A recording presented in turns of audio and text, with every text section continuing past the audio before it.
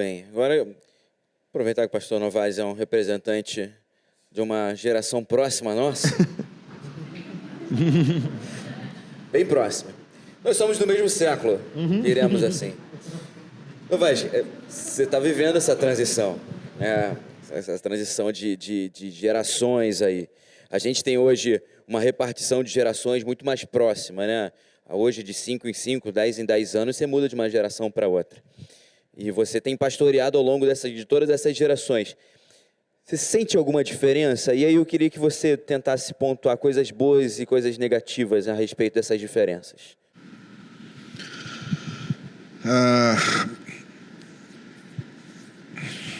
Nossa, eu acho que... Eu não sei quem que estava falando da ansiedade. Eu acho que a questão da ansiedade, ela está muito ligada a essa questão justamente das coisas mudarem muito rapidamente e as pessoas não terem tempo de enraizarem nada. Como você falou, o pessoal fica meio perdido. Até porque realmente vivemos num mundo muito fluido, as coisas mudam muito rapidamente. Então eu acho que isso é uma diferença muito grande. Por quê? Porque houve um tempo, eu não sei, deve ter gente aqui que lembra do disco de vinil, deve ter. O tempo, vocês sabem o tempo que levou para mudar do disco de vinil para o CD. Meu avô ouvia disco de vinil, meu pai ouviu disco de vinil, e eu ouvi disco de vinil minha infância e adolescência. Agora, depois a mudança do CD para música do Spotify, MP3, você não tem mais nada físico, foi muito rápida. Então, as mudanças acontecem com muito mais rapidez. Então, eu acho que nesse sentido, a grande diferença que a gente vê é a falta de compromisso com as coisas. Eu acho que essa instabilidade de você não ter tempo de enraizar antes de passar, enraizar antes de ficar ultrapassado, enraizar antes de ter que trocar, isso causou uma sensação de descompromisso. E, de certa forma, isso se estende à experiência nas igrejas. O pessoal, hoje você, para conseguir voluntários compromissados, que realmente se dediquem, etc., é bastante difícil. Então, eu acho que essa é uma grande diferença, sim, que a gente encontra. Outra grande diferença que você encontra, e que talvez esteja dentro disso, é que é a cultura do supermercado. Você passeia nas prateleiras e vai adquirindo aquilo que te interessa. Então você, de manhã, assiste culto numa igreja onde a mensagem é legal, e à noite vai na igreja lá onde o louvor é legal. E é a cultura da prateleira. Você vai passando nas prateleiras e vai pegando aquilo que te interessa. Eu acho que isso é uma diferença também, porque havia, de certa forma, uma fidelidade maior às tradições que foram recebidas e ensinadas. A tradição aqui no sentido daquilo que me formou, daquilo que faz parte da minha história. Eu vejo e sinto isso, que é uma grande diferença. E pelo que eu tenho observado aí na geração de vocês, isso é um grande problema para trabalhar. Justamente essa falta de compromisso, essa instabilidade, e eu acredito que essa mudança é muito visível hoje. Quando o apóstolo Paulo diz lá, não sejam ansiosos por coisa alguma, isso para ele era muito fácil falar, porque, por exemplo, ele nunca teve que torcer pelo Vasco. Você sabe que...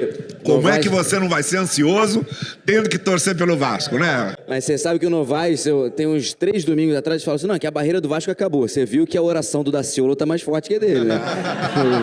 A campanha de oração do Daciolo fez o negócio decolar. Enfim. Mas pensando nisso, existem os lados, o lado negativo, né? Mas eu quero pensar também, nós vivemos numa geração com muitas possibilidades. Nós temos muito mais alcance do que o apóstolo Paulo, por exemplo. O apóstolo Paulo, para ter alcance, tinha que naufragar, enfrentar a cobra, quase morrer, para chegar numa outra cidade. Hoje, com um clique, você alcança o mundo inteiro. Lucas, como é que a gente pode pensar isso, em usar a nossa vocação? Eu sei que você falou com cuidado, a gente não fazer tudo, né? Eu li um versículo, nem entendi o versículo, não sei nem o contexto do versículo e já postei o versículo porque ele parece ser forte e alguém vai curtir. Mas como é que a gente pode usar isso como vantagem para a gente? Como é que hoje, pensando em igreja, esse nosso alcance, essa nossa maior facilidade de comunicação... Por exemplo, a nossa conferência quase toda foi organizada com reuniões via Zoom. Então, a gente quase não se reuniu presencialmente. Como é que a gente pode fazer com que isso seja uma vantagem e não só uma debilidade? Hoje, na verdade, eu conheço pouquíssimas igrejas, pouquíssimos ministérios que não estejam nas redes sociais. Hoje há um reconhecimento de que essas redes, elas são sim um mecanismo de auxílio, não só na evangelização, mas também na própria organização ministerial. Vou falar da minha igreja local. Minha igreja local ela é uma igreja muito mais velha do que com jovens. Então, a minha igreja local hoje lá em Curitiba é uma igreja que 80% da igreja são faixa etária 50 para cima.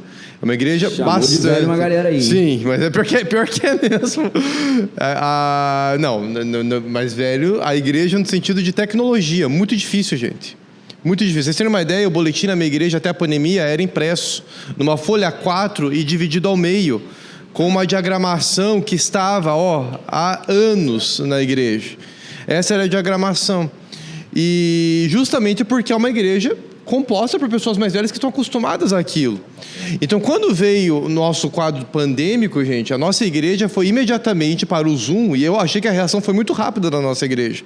A gente foi para o Zoom, não fomos para o YouTube, fomos para o Zoom, por ser uma igreja pequena, porque nós queríamos ter esse relacionamento. E o Zoom até hoje tem nos proporcionado isso.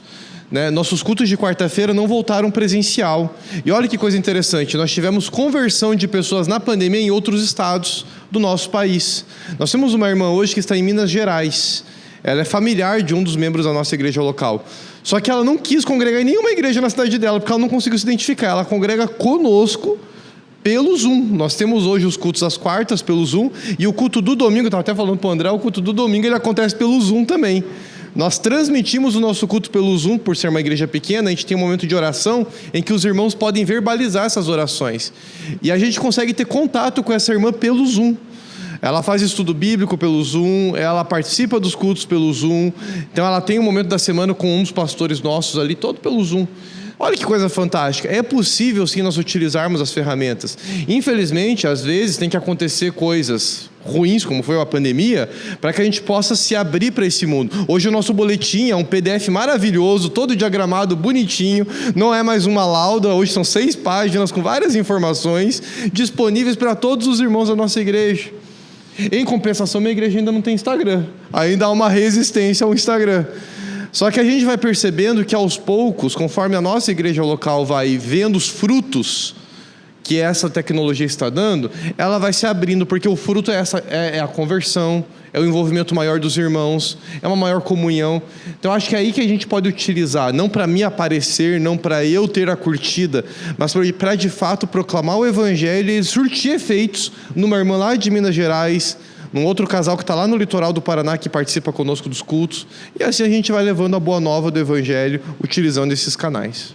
Muito bem, o Lucas mencionou uma coisa que é difícil para a gente. Como a gente acha que tem a vantagem tecnológica, nós achamos que somos uma geração melhor e mais preparada que a anterior. Parece que, como existe uma pretensa evolução tecnológica, não necessariamente nós evoluímos junto com a tecnologia enquanto gente.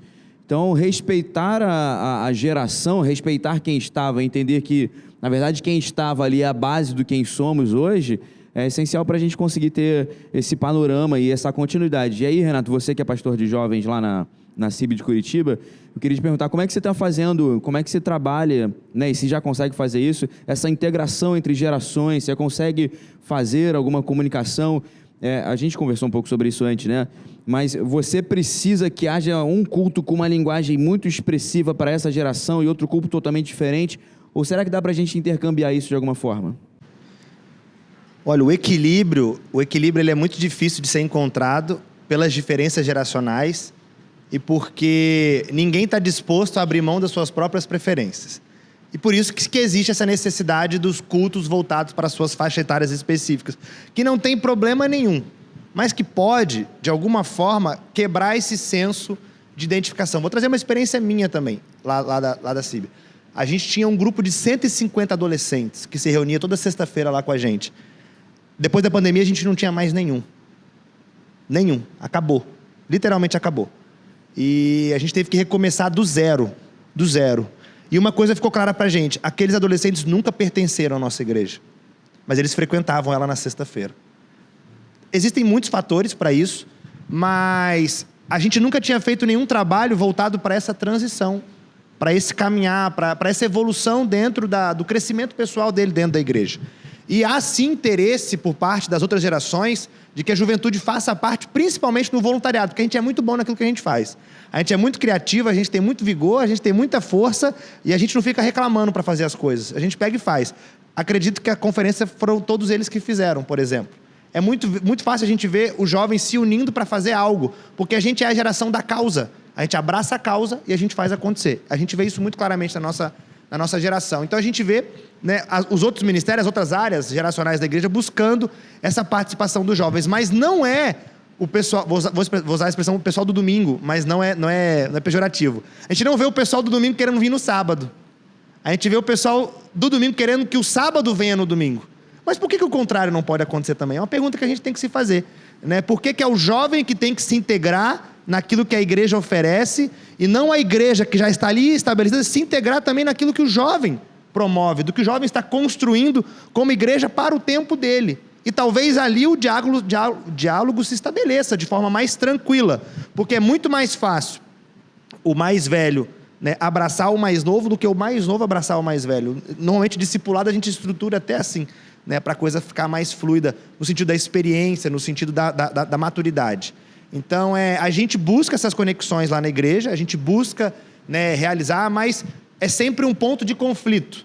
Na escolha das músicas, no estilo do culto, na luz que está acesa, na luz que está apagada, na fumaça, enfim, em N fatores característicos de cada uma das gerações, né, mas que às vezes a gente torna relevante demais diante da necessidade que é muitas vezes das gerações se relacionarem. E uma coisa que a gente tem visto, né, e que tem acontecido cada vez mais frequente, é a existência de dois ambientes, duas igrejas na mesma, né? As consequências disso nós vamos descobrir com o tempo, né? Onde duas gerações, elas existem sim, mas muitas vezes não se relacionam tão de forma tão próxima, mas caminham juntas, cada uma no seu espaço, respeitando suas diferenças, suas subjetividades, e a igreja tem se formado assim. Eu, particularmente, não sei ainda se eu acho isso bom ou ruim. Tenho as minhas ressalvas, né? Porque cresci numa igreja que não tinha jovens, mas eu sei que eu andei a segunda milha para que isso acontecesse, né? Eu, abri mão de muita coisa para que isso acontecesse, e eu crescesse ali naquela igreja. Entretanto, eu acho que esse convívio, né? Eu gosto muito de Moisés e Josué. Moisés e Josué é um exemplo muito claro. Antes de Josué assumir, estima-se que o Josué passou mais de 40 anos caminhando com Moisés. Ele estava ali lado a lado. Ele não estava no culto de sábado, no culto de sexta. Ele estava do lado de Moisés, aprendendo, crescendo, para que quando chegasse a vez dele de liderar o povo, ele conhecesse toda a história daquele povo. Então eu acho que a gente precisa, né, tá tentando de alguma forma alternativas para que esse convívio aconteça de forma mais fluida, natural, respeitando-se, claro, as características de cada geração.